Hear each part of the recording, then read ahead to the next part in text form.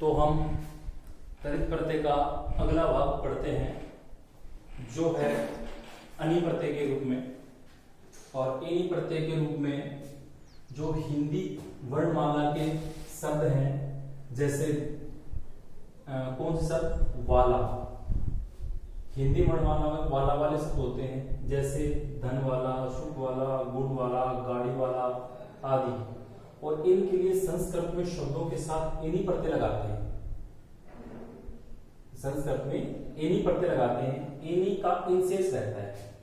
Any का ये जो एनी है, इसका जब किसी प्रत्यय के रूप में प्रयोग करते हैं तो सिर्फ इन शेष रहता है, ई की मात्रा इसमें से हट जाती है।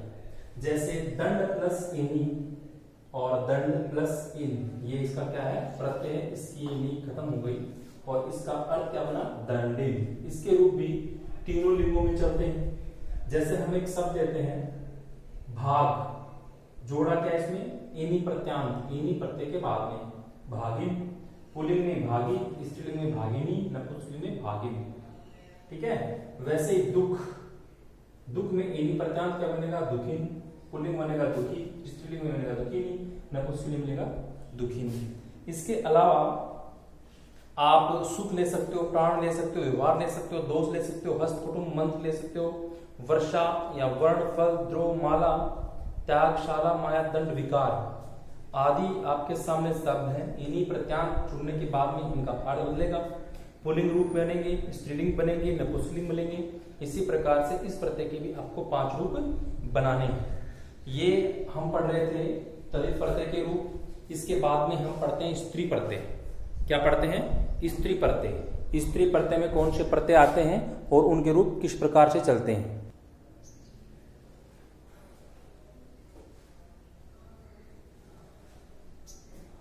तो हम नेक्स्ट प्रत्यय में पढ़ते हैं स्त्री प्रत्यय, जो हमारा तीसरा और अंतिम प्रत्यय है। और इसमें जो हमने प्रत्यय पढ़े थे वो टाप प्रत्यय और डी प्रत्यय थे। तो इसका पहला जो प्रत्यय है वो टाप या आ प्रत्यय के नाम से जाना जाता है। और इस प्रत्यय में क्या होता है? अजादी गण में, जाति गण में अकारांत शब्दों से यदि स्त्रीलिंग बनाना हो तो आजादी गण में क्या होता है? अकारांत शब्द आते हैं। और उससे अगर अकारांत शब्दों से अगर हम स्त्रीलिंग बनाने हैं तो टाप प्रत्यय का प्रयोग करते हैं। आजादी गण में अकारांत शब्दों से यदि हम स्त्रीलिंग बना रहे हैं तो इस प्रत्यय का प्रयोग करते हैं या टाप प्रत्यय का प्रयोग करते हैं। टाप प्रत्यय का आशेष रहता है। टाप प्रत्यय का आ शेष रहता है। इसमें पुल्लिंग शब्द के अंतिम आ का लोप कर दिया जाता है। दोबारा देख लीजिए, टाप प्रत्यय में आशेष रहता है, इसमें पुल्लिंग शब्द के अंतिम आ का लोप कर दिया जाता है। परंतु कुछ शब्द इस प्रत्यय के अपवाद भी होते हैं। एक्सेप्शन इज एवरीवेयर, अपवाद हर जगह होते हैं। तो टाप प्रत्यय में कुछ अपवाद होते हैं। उनमें अक को इक होने के बाद में, उनमें अक को इक होने के बाद टाप प्रत्यय लगाया जाता है। अक का इक हो जाता है, उसके बाद में टाप प्रत्यय लगाया जाता है। टाप प्रत्यय में से टे और ये का लोप हो जाने पर आशेष रहता है। टाप प्रत्यय में टे और ये का लोप हो जाने पर आशेष रहता है। ये स्थिति तब आती है जब अक को इक होने के बाद में टाप प्रत्यय लगाया जाता है। तो इसके कुछ उदाहरण हैं, जैसे गाय, गायिका, बालक, बालिका आदि। अब इसके शब्द देखते हैं, टाप प्रत्यांत शब्द देखते हैं और उसका अर्थ देखते हैं। ठीक है। जैसे हमारे पास में शब्द है वृद्ध, टाप प्रत्यांत, इसमें अगर टाप जोड़ेंगे तो वृद्धा हो जाएगा, अर्थ उसका बनेगा बुढ़िया। वैसे गाय, अश्व है, अश्व का मतलब घोड़ा होता है और इसका टाप प्रत्यांत शब्द बनेगा अश्वा, अर्थ हो गया घोड़ी। वैसे जो ये शब्द है गाय, सॉरी याचक, याचक से टाप प्रत्यांत शब्द बनेगा याचिका और इसका अर्थ बनेगा भिखारिन। क्या बनेगा? भिखारिन। तो इस प्रकार से टाप प्रत्यय के अनेक उदाहरण हैं, जैसे अज है, शूद्र है, मंद है, ज्येष्ठ है, घोड़ी एक है, बाल है, मूषक है, शिव है, वत्स है, हिडक है और मध्यम है। तो इस प्रकार से टाप प्रत्यय के बहुत से उदाहरण हैं जिनके द्वारा हम स्त्रीलिंग रूप बनाने के लिए एक प्रत्यय का प्रयोग कर सकते हैं।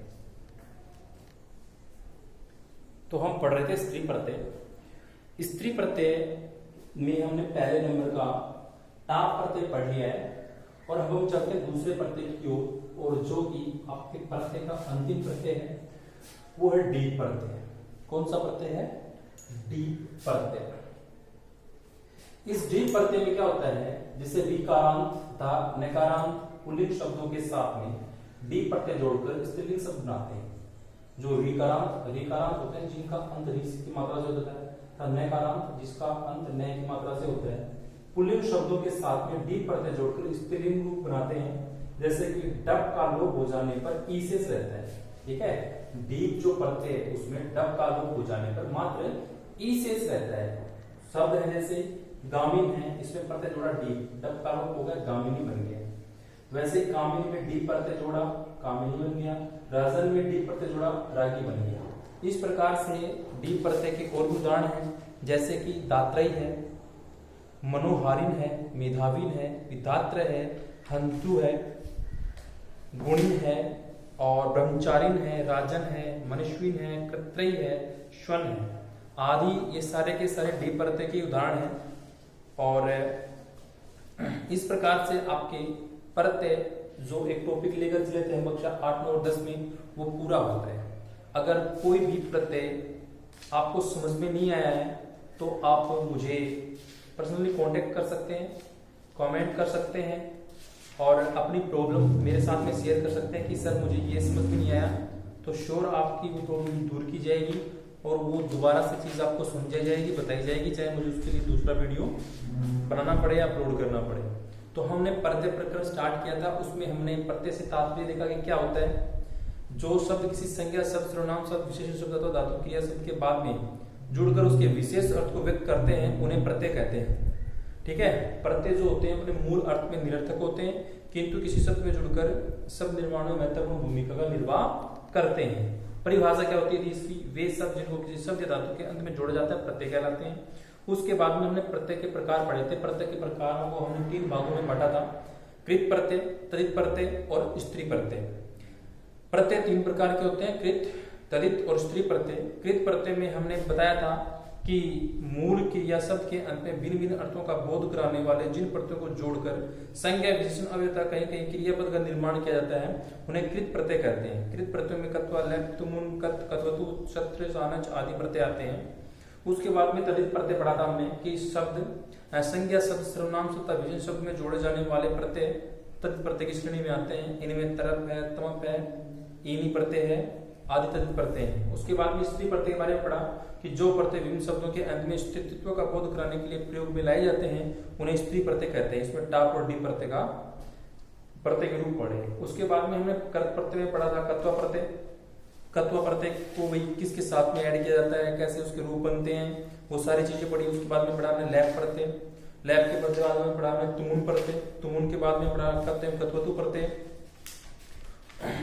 कत एवं कत्वतु प्रत्यय के बाद में हमने पढ़ा था धातु में कत्वतु प्रत्यय जोड़ने की विधि। उसके बाद में कत्वतु प्रत्यय के उदाहरण। उसके बाद में सत्र एवं सानच प्रत्यय। उसके बाद में हमने पढ़ा था अनियर प्रत्यय। अनियर प्रत्यय के बाद में हमने पढ़ा था तव्यत प्रत्यय। उसके बाद में हमने पढ़ा था अनियर प्रत्यय या तव्यत प्रत्यय, हमने कृत प्रत्यय के लास्ट प्रत्यय पढ़े थे। उसके बाद में हमने दूसरा प्रत्यय स्टार्ट किया था तदित प्रत्यय। तदित प्रत्यय में हमने तरप, तमप, ईनी प्रत्यय पढ़े और फिर उसके बाद में हमने स्त्री प्रत्यय स्टार्ट किया। उसमें हमने टाप और आ प्रत्यय पढ़ा या फिर डी प्रत्यय पढ़ा। तो इस प्रकार से आपका जो प्रत्यय है वो पूरा कंप्लीट होता है। और एक वीडियो या आपको फोटो के रूप में आपको इसका होमवर्क मिलेगा रोज, जो आपको समय पर करके दिखाना है। और मैं आशा करता हूं आपसे कि आपको प्रत्यय समझ में आए होंगे। मैं दोबारा से रिपीट करना चाहूंगा कि कोई भी दिक्कत परेशानी हो आपको किसी भी प्रत्यय से संबंधित प्रत्यय प्रकरण में, तो आप मुझे पर्सनली कांटेक्ट कर सकते हैं। धन्यवाद।